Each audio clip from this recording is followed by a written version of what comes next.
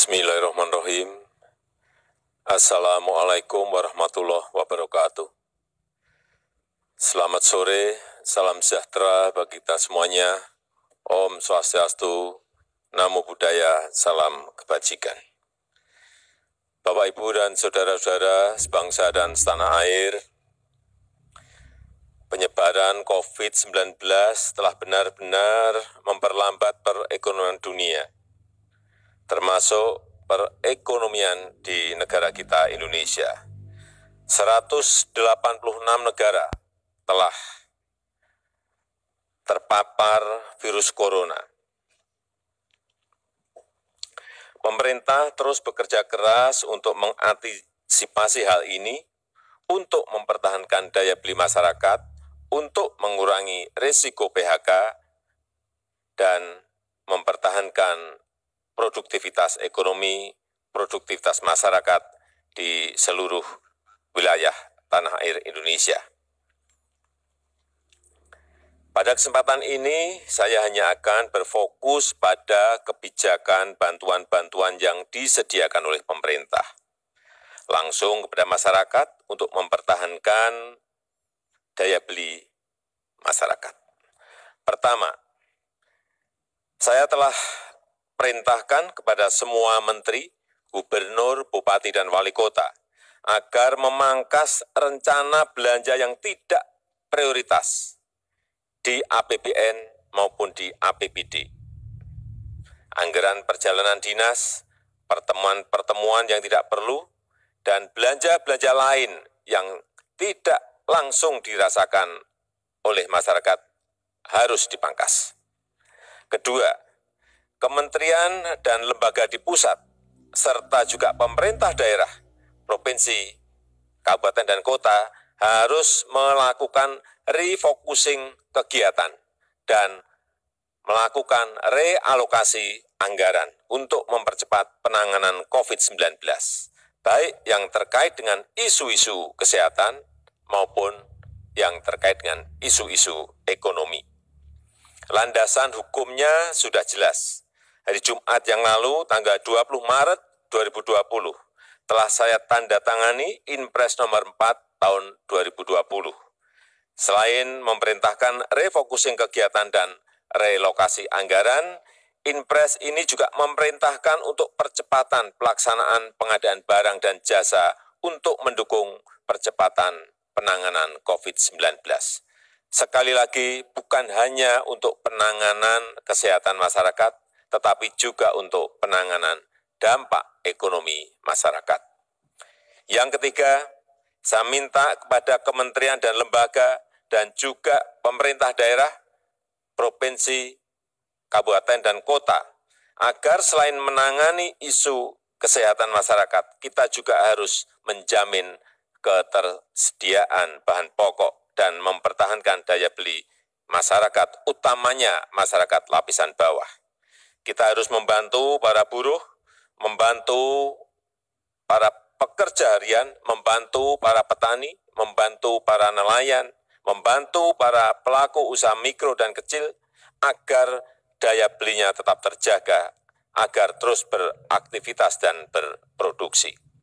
Keempat, saya telah perintahkan agar program padat karya tunai, sekali lagi, program padat karya tunai harus diperbanyak, harus dilipat gandakan dengan tetap mengikuti protokol kesehatan untuk pencegahan dan penularan COVID-19, yaitu dalam bekerja harus menjaga jarak yang aman.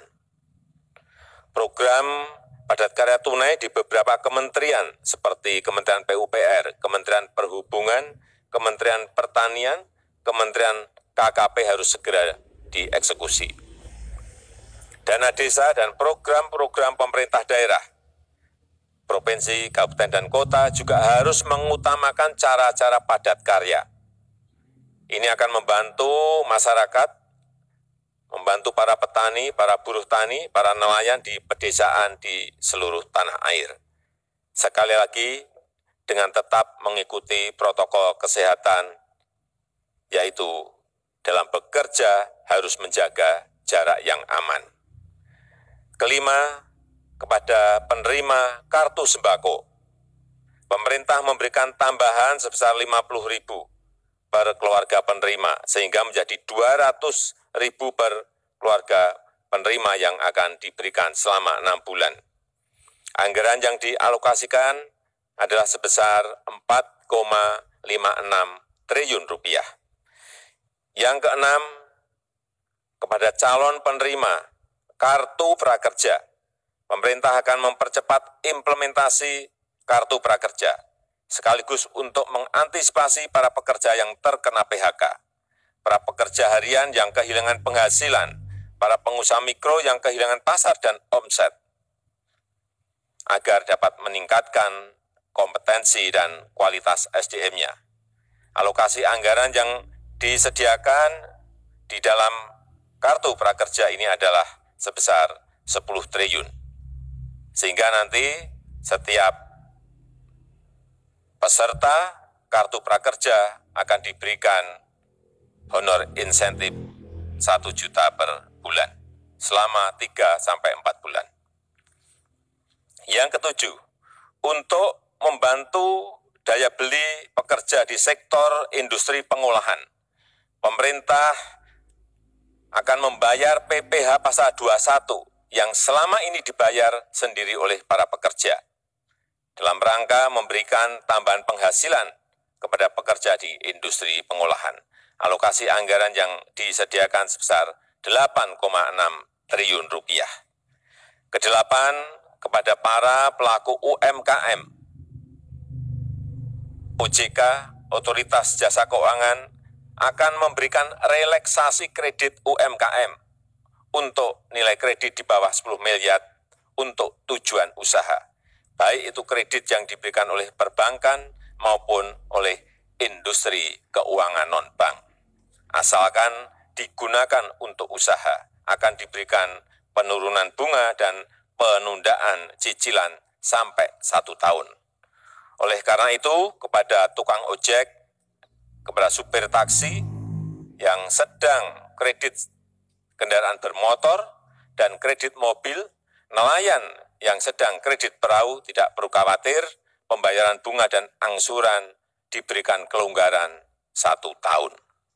Dan pihak perbankan maupun industri keuangan non-bank dilarang mengejar-ngejar angsuran, apalagi menggunakan jasa penagihan atau debt collector. Itu dilarang, dan saya minta kepolisian mencatat hal ini.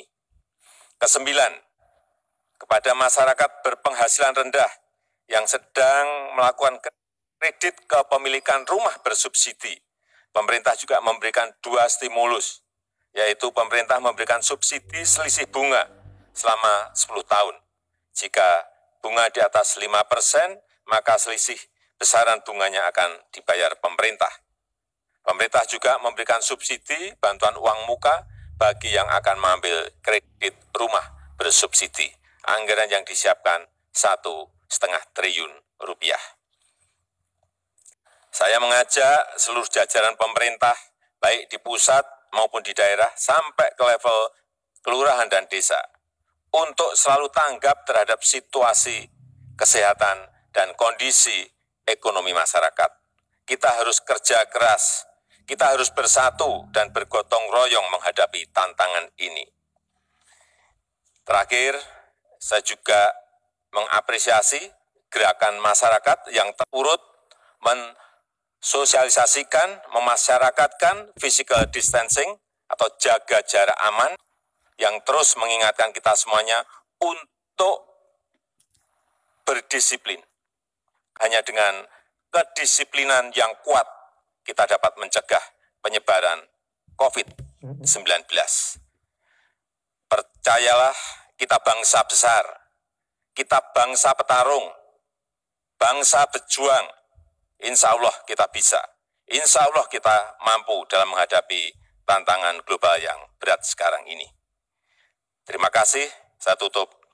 Wassalamualaikum warahmatullahi wabarakatuh.